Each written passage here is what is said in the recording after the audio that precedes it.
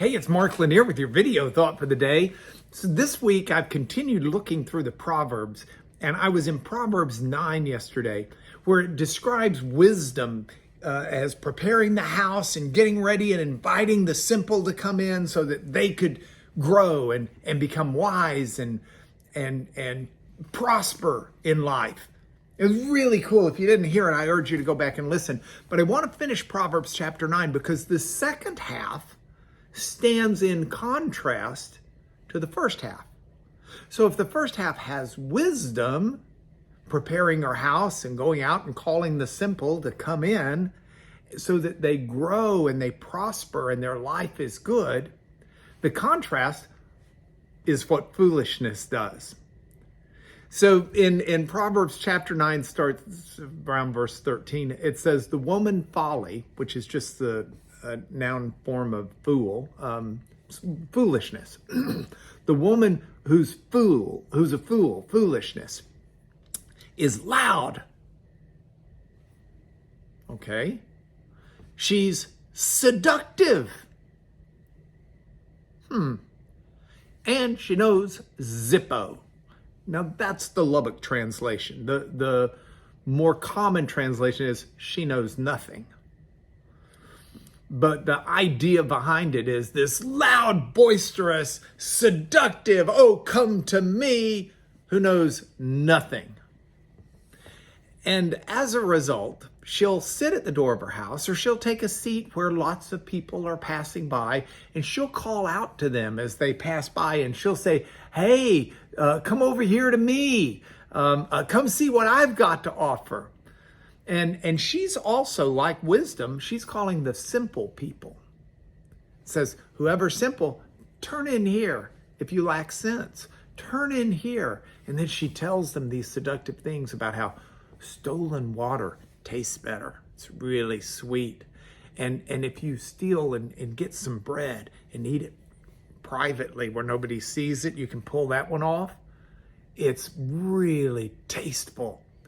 Now, the simple people who follow her don't realize it.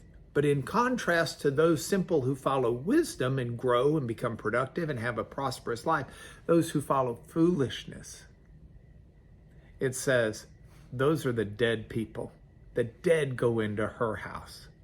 Her guests are in the depths of Sheol, which was the Hebrew concept of the afterlife, death. It reminds me of a poem that my mom read to us when I was a kid, even had us commit some of it to memory.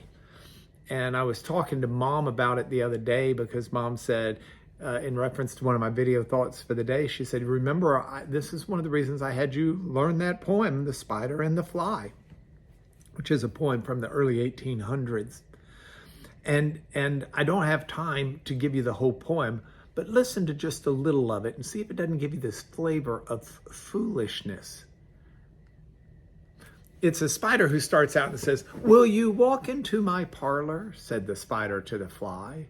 'Tis the prettiest little parlor that ever you did spy. The way into my parlor is up a winding stair, and I have many curious things to show you when you're there.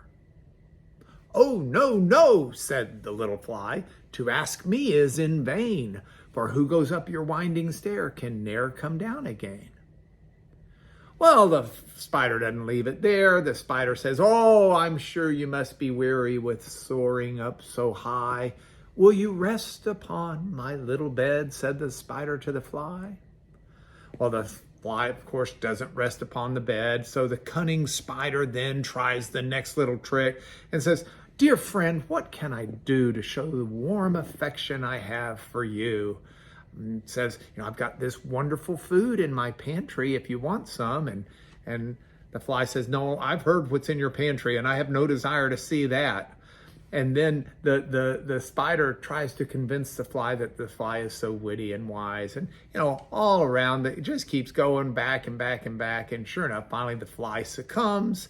And the stupid little fly, hearing the flattering words and just kind of gets close enough to listen more. And then gets caught, gets eaten, and it's over. That's the way of foolishness. in contrast to wisdom. And if wisdom is seeing the world the way God sees it, foolishness is seeing the world devoid of God. I want God's vision in my life. I hope you do too. Let's don't be flies to the spider. That's your video thought for the day.